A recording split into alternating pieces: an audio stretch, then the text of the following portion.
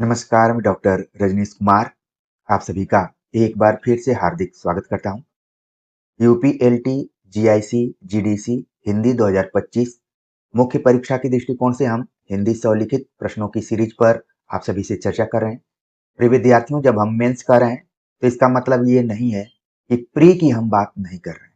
Pre की बात mains के बेस के आधार पर हम बीच बीच में करते रहें। तो जितने भी मेंस पर आधारित प्रश्न हैं, उनको आप प्री की दृष्टिकोण से भी देखिए। निश्चित तौर पर इनसे सवाल आएंगे। तो आज हम प्रश्न नंबर 44 के अंतर्गत आप सभी से चर्चा करेंगे। काव्य दोष पर विचार कीजिए। यदि आपके पास सिलेबस होगा तो आप देखेंगे कि काव्य दोष भी आपको पढ़ना है। मान लीजिए ये प्रश्न के तौर पर आपके लिखित एग्जाम में आ जाए तो आप इसका उत्तर कैसे लिखेंगे। वैसे देखा जाए तो काव्य दोष काव्य शास्त्र या फिर व्याकरण के दृष्टिकोण से हर एग्जाम के लिए महत्वपूर्ण है। यहाँ से सवाल प्रायः पूछे जाते हैं। तो हम इस पर विस्तार से बातचीत करेंगे। इसमें एक शब्द आप देख रहे हैं, दोष शब्द लगा हुआ है।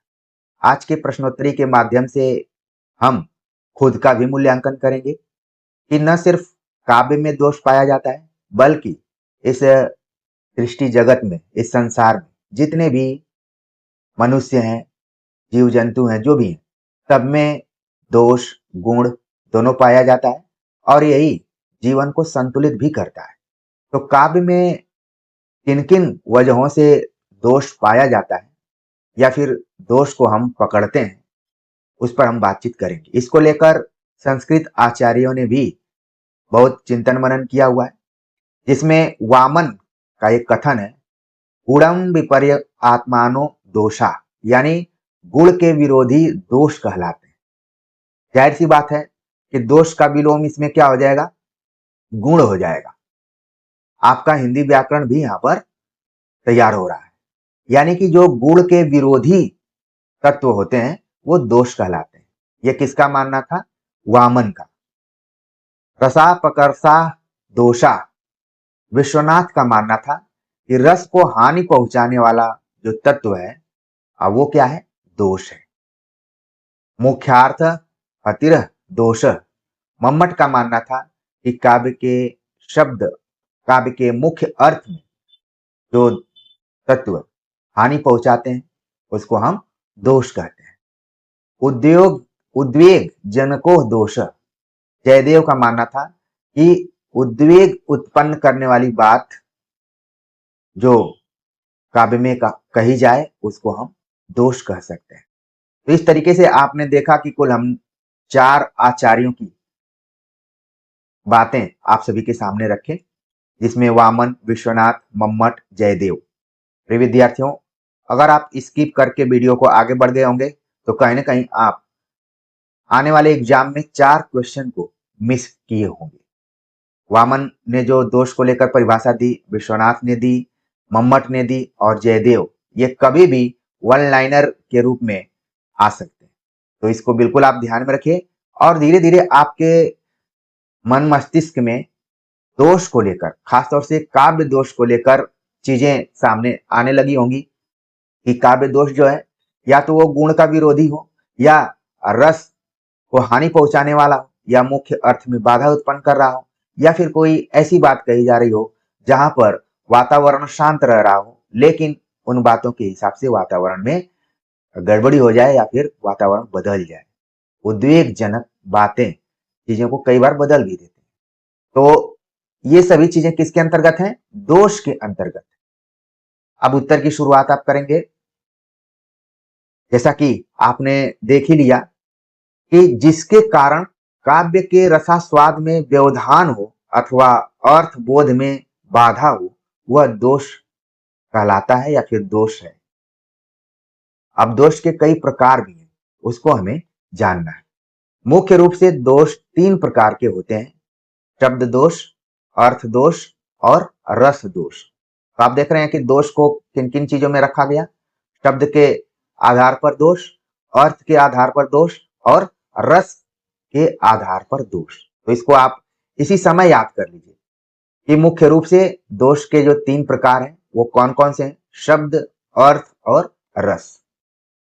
दोषों में से कुछ नित्य दोष होते हैं जो हमेशा बने रहते हैं, कुछ अनित्य होते हैं जो कभी समाप्त भी हो सकते हैं।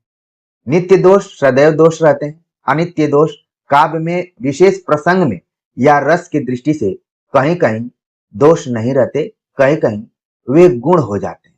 कुछ ऐसे दोष जो होते हैं अब वो कई बार गुण के रूप में भी हो जाते हैं, जो जिनको कि हम अनित्य कह सकते हैं। लेकिन कुछ ऐसे दोष हैं जो लगातार मौजूद रहते हैं, समाप्त नहीं होते। अब कई तरीके के दोषों की चर्चा संस्कृत आचार्यों ने की है, जो भी व्याकरणाचार्य है उन्होंने की हुई है। तो सबसे पहला जो दोष है वो है श्रुति कटुत्व दोष। इसके शब्द में ही इसका अर्थ छिपा हुआ है। श्रुति मतलब सुनने में जो कड़वा लगे। आप देखते होंगे कि कई लोगों की बातें वो सही भी कहते हैं, लेकिन सुनने में कड़वी लगती है। और लोगों का ये भी मानना है कि कड़वी बातें सच होती हैं और काम में आती हैं, लेकिन यहाँ पर उसको दोष के रूप में रखा गया है, श्रुति कटुत्व दोष। क्योंकि ये ऐसा आज का टॉपिक है जो साहित्य शास्त्र और व्याकरण के बीच का है। इसको व्याकरण में भी रख सकते हैं, इसको साहित्य शास्त्र में भी रख सकते हैं। तो उदाहरणों से ही ज्यादातर एग्जाम में ज्यादातर उदाहरण पूछ लिए जाते हैं और उसमें पूछा जाता है कि कौन सा दोष है। तो सबसे पहले हम लक्षण को जानेंगे। प्रिय विद्यार्थियों, अगर आप डॉक्टर के पास जाते हैं तो वो लक्षण के आधार पर आपको दवा देते हैं और जो भी सलाह देते हैं। यहाँ पर जितना भी हम साहित्य पढ़ रहे हैं, आप सभी को लग रहा होगा कि हमारा ध्यान प्री पर बिल्कुल नहीं है। बिल्कुल है, ठीक है, लेकिन जब आपको हम पढ़ाएंगे, थ्योरेटिकल तरीके से बताएंगे, तभी तो आपका टेस्ट लेंगे। और समय के अनुसार हम लेंगे भी, बीच बीच में लेते भी रहते हैं, अगर आप लोग समझते होंगे तो श्रुति कटुत्व यानी कि सुनने में जो कड़वा लगे। जिस काव्य में शब्द सुनने पर कठोर और बुरे लगे उसमें श्रुति कटुत्व दोष होता है। श्रृंगार, करुण, शांत जैसे रसों के प्रसंग में कठोर वर्णों या शब्दों का प्रयोग करने पर यह दोष होता है। ठीक है, तो समझ गए आप कि सुनने में जो कड़वा लगे वो श्रुति कटुत्व दोष है। और ये कहाँ डिस्टर्ब कर रहा है? रस को डिस्टर्ब कर रहा है। जहां पर श्रृंगार हो, मान लीजिए कि माहौल बहुत अच्छा बना है, लेकिन उसी में कोई आके कुछ बोल दिया। जैसे आप देखते होंगे शादी विवाह में बहुत चीजें चलती रहती हैं, या कोई फंक्शन है, ठीक है, कई होते हैं बूढ़े लोग, मान लीजिए आप लोग सच सवर रहे हैं, तब तक कोई आके बोल दिया कि दिन भर से तो यही चल रहा है, तो मूड खराब हो जाता है। सुनने में वो बात क्या लगी? वो बात व्यक्ति सही कह रहा है, लेकिन सुनने में कड़वा। इसीलिए कई बार हम कोई बात कहते हैं तो उसके कहने का भी ढंग होता है। करुण यानी शोक का माहौल है, उसी में कोई कुछ बोल दिया। शांत का माहौल है, कुछ बोल दिया, तो उस समय कोई कठोर वर्णों या शब्दों का प्रयोग करे तो यह दोष उत्पन्न हो जाता है। जैसे पर क्या न विषयोत्कृष्टता करतो विचारोत्कृष्टता। तो यहां पर आप देख रहे हैं कि विषयोत्कृष्टता और विचारोत्कृष्टता ये दोनों ऐसे शब्द हैं जो कि सुनने में कठिन भी लग रहे हैं, कठोर भी लग रहे हैं, और कड़वापन भी इनमें लग रहा है। पर क्या न विषयोत्कृष्टता करतो विचारोत्कृष्टता, इसको सामान्य तरीके से भी कहा जा सकता है। आपको ध्यान रखना लक्षण के आधार पर कि इस तरीके से कठिन शब्दों से युक्त पंक्तियां आए तो वहां पर कौन सा दोष होगा? श्रुति कटुत्व दोष। बहुत ही आराम से आप समझ सकते हैं, व्यावहारिक तरीके से इनको समझना है। ठीक है, व्यावहारिक तरीके से समझेंगे तो आराम से काव्य दोषों को आप पकड़ लेंगे। अगला काव्य दोष है च्युत संस्कृति काव्य दोष, यानी कि व्याकरण के अनुसार शब्द का गलत प्रयोग करने पर च्युत संस्कृति दोष माना जाता है। यहां पर आप देख रहे हैं कि दो शब्द मिले हुए हैं, एक तो च्युत है और दूसरा है संस्कृति। यहां पर संस्कृति कल्चर से संबंधित नहीं है, बल्कि इसका संबंध किससे है? व्याकरण से। यानी व्याकरण के अनुसार आपको यह ध्यान रखना है, कई बार सवाल पूछा जाता है कि व्याकरण के अनुसार शब्द का गलत प्रयोग करने पर कौन सा दोष माना जाता है या फिर होता है। ऑप्शन में तमाम दोषों का नाम दे दिया जाएगा, उसमें से आपको सही करना है च्युत संस्कृति दोष। क्योंकि यहां पर संस्कृति का संबंध किससे है? व्याकरण से है, लेकिन परीक्षाओं में हम सब बहुत घबराए होते हैं और ध्यान नहीं देते हैं और इसको तुक्का के आधार पर हल करने का प्रयास करते हैं। लेकिन यहाँ पर अगर आपने ध्यान से देखा होगा, सुना होगा, तो आप आराम से बता देंगे कि व्याकरण के अनुसार जो शब्द गलत प्रयुक्त किए जाते हैं उसमें चित्त संस्कृति दोष माना जाता है। जैसे मृदुल मधुर निद्रा चाहता चित्त मेरा, तब पिक करती तू शब्द प्रारंभ तेरा। तो यहाँ पर आप देख रहे हैं कि यहाँ पर पहले तो तू शब्द का प्रयोग किया गया है और तेरा शब्द का प्रयोग किया है। ठीक है, तो ये एक तरीके से व्याकरण के क्या है, विरुद्ध।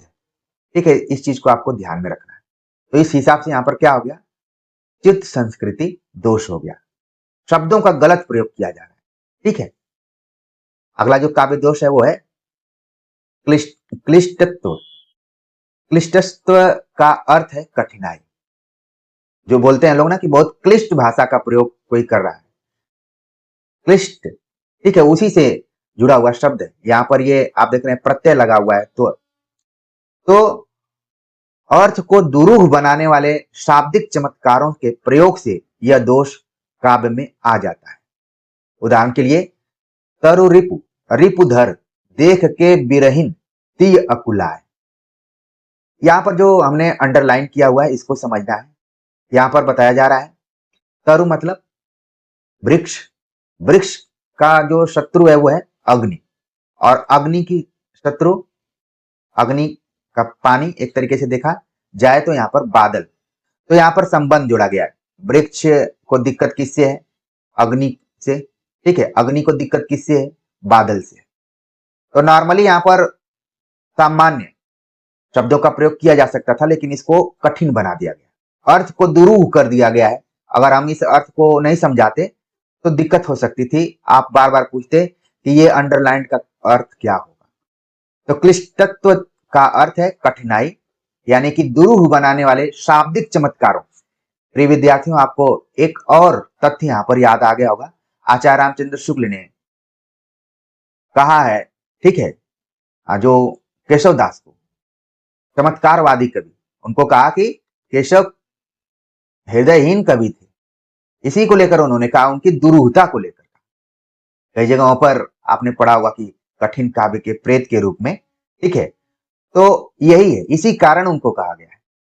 उसमें उनकी कविताओं में कौन सा दोष पाया जाता है ज्यादातर, क्लिष्टत्व दोष।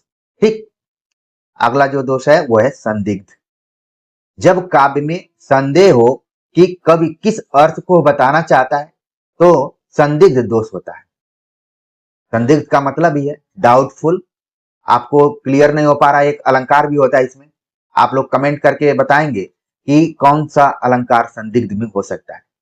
दो ही अलंकार है, या तो आप भ्रांतिमान को रखेंगे यहाँ पर, ठीक है, या संदेह को। आप लोग क्लियर करके इसका आंसर जरूर कमेंट करेंगे। तो संदेह को लेकर हमने बता दिया। संदिग्ध, जब काव्य में संदेह हो कि कवि किस अर्थ को बताना चाहता है, ये अर्थ केवल कवि को ही मालूम, तो वहां पर कौन सा दोष होगा, संदिग्ध दोष होगा।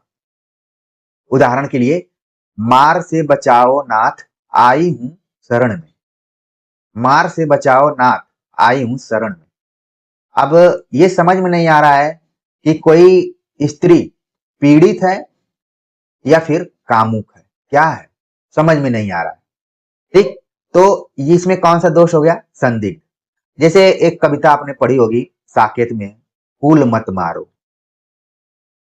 कई बार फूल से भी चोट लगती है क्या, फूल मत मारो, यानी वहां पर इसका अलग अर्थ दिया गया।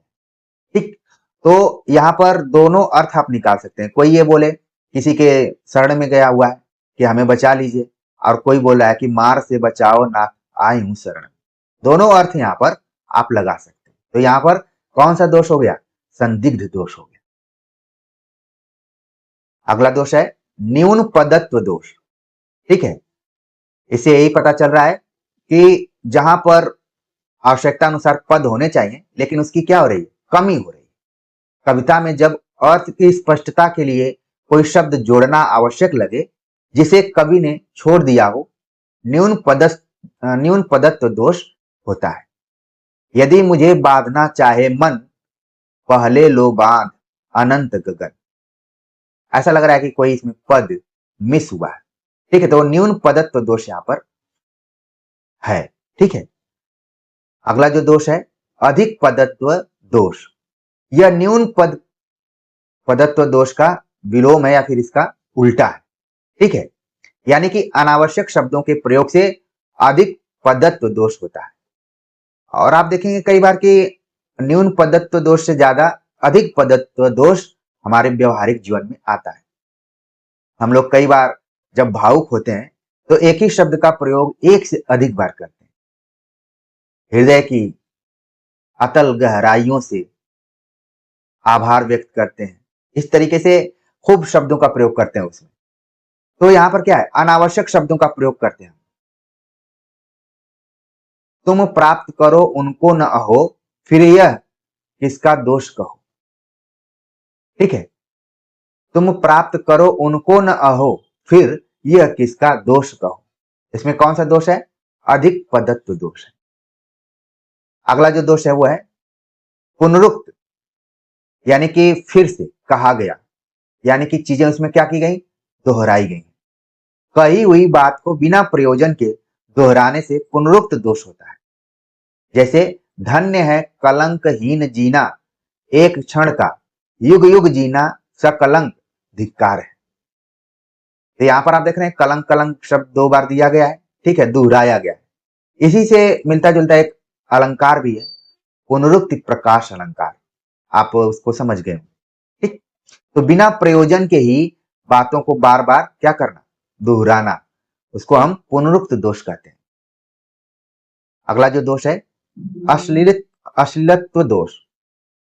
अश्लील शब्द से बना हुआ है जिसमें कि लज्जाजनक, घृणास्पद और मांगलिक कथन होने पर अश्लीलत्व दोष होता है। जैसे लिंगार्चन के हेतु जा रहा कौन वहां, कोई शिव मंदिर में जा रहा है और इस तरीके से अगर कोई बात करे तो वहां पर कौन सा दोष उत्पन्न होगा, अश्लीलत्व दोष होगा। यानी कि इसमें कोई ऐसी बात कही जा रही है जिसमें लज्जा हो, घृणा हो और अमांगलिक कथन। अक्सर ये दोष आप देखेंगे भोजपुरी गीतों में लगाया जाता है। ये दोष खूब लगाया जाता है। जितने भी भोजपुरी गाने हैं उनमें एक से अधिक मीनिंग आपको दिखाई देगा। ठीक है, कई बार उन गानों को सुनने के बाद मन में लज्जा, घृणा भी, और ऐसा लगता है कि ठीक नहीं। ठीक है, तो बार बार ये आरोप लगाया जाता है।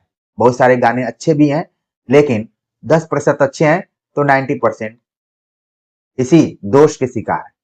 ठीक है, अगला जो दोष है स्वशब्द वाच्य दोष।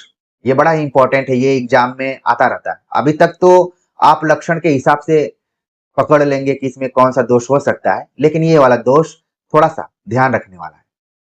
स्वशब्द वाच्य का अर्थ है नाम से कहना। यह रस दोष है। जो एग्जाम में आता है यही सवाल पूछा जाता है कि स्वशब्द वाच्य कैसा दोष है, तो उसमें लिख देगा शब्द, ठीक है, फिर अर्थ, फिर रस। 95% विद्यार्थी शब्द वाले को टिक करके आराम से घर पर आ जाएंगे, क्योंकि इसमें शब्द लगा हुआ है। लेकिन यह कैसा दोष है, रस दोष है। जो विद्यार्थी अभी तक आत्मीयता के साथ इस वीडियो लेक्चर में बने होंगे और निश्चित तौर पर इस प्रश्न का उत्तर दे देंगे। स्वशब्द वाच्य ये कैसा दोष है, रस दोष है। जब रस स्थायी भाव या संचारी भाव का नाम ले लिया जाए तो यह दोष होता है।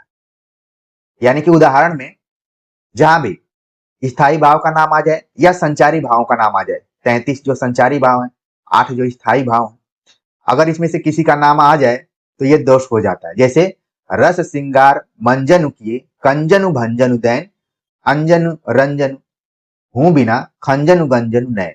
तो पहले तो ये दिमाग में आपके आ गया होगा कि किसकी पंक्ति है, ये आपके लिए होमवर्क है। और इसमें कैसे स्वशब्दवाच्य दोष है, वो है रस श्रृंगार। इसमें श्रृंगार रस की बात की गई, इसके वजह से ये क्या हो गया, दोष का शिकार हो गया। पंक्ति में ही श्रृंगार रस आ गया तो फिर कोई मतलब नहीं। ठीक है, आगे और भी कुछ दोष हैं जिनको कि आपको थोड़ा सा ध्यान रखना पड़ेगा। ग्राम्यत्व दोष, यानी कि ग्रामीण शब्दावली या फिर गवारू शब्दों का प्रयोग जब किया जाए तो ग्राम्यत्व दोष यहां पर हो जाता है। ठीक है। दुष्क्रमत्व दोष, शास्त्र के अनुसार अगर क्रम न हो तो वहां पर यह दोष होता है। हतवृत्त दोष, जब छंदों के नियमों का पालन न किया जाए तो वहां पर हतवृत्त दोष हो जाए। वृत्त का मतलब आप छंद भी जानते हैं संस्कृत में, ठीक है। अक्रमत्व दोष, यानी वाक्य में शब्द क्रम सही न हो तो वहां पर अक्रमत्व दोष हो जाता है, ठीक है। इसी तरीके से अप्रतित्व दोष भी है। बहुत सारे दोष हैं, लेकिन जो भी महत्वपूर्ण थे हमने आप सभी को बता दिया, ठीक। तो प्रिय विद्यार्थियों, उम्मीद है कि काव्य दोष को आप अच्छे तरीके से समझ गए होंगे, लक्षणों को भी जान गए होंगे, साथ में उदाहरणों को भी समझ लिए होंगे। और आगे एग्जाम में जब भी काव्य दोष से संबंधित प्रश्न आएंगे तो आप थोड़ा सा ठहर कर आराम से प्रश्न को समझेंगे और उसके सही उत्तर को देंगे। उत्तर देने में बिल्कुल जल्दबाजी नहीं करना है, आराम से उत्तर को देना है। वो पूरा जो समय है आपके साधना का समय है, अगर उसमें आपने बेहतरीन प्रदर्शन कर दिया तो आगे आने वाला जो समय है वो आपका अच्छा हो सकता है। तो इसी प्रयास में हम आप सभी से लगातार जुड़े रहते हैं। जैसा कि आप जान रहे हैं, यहाँ पर हिंदी विषय के साथ सामान्य अध्ययन की भी हम तैयारी करा रहे हैं। उम्मीद है कि आप सभी दोनों पार्टों को बहुत ही अच्छे से तैयार कर पा रहे होंगे और जो भी हमारा इंटेंशन है, जो हमारे मन में आप सभी के प्रति लगाव है, आपको कहाँ तक पहुंचाना है, उससे अपने को जोड़ते हुए लगातार इस चैनल से आप जुड़े रहिए और अन्य लोगों को भी इसके बारे में बताइए। तो मिलते हैं एक नए टॉपिक के साथ, तब तक के लिए नमस्कार।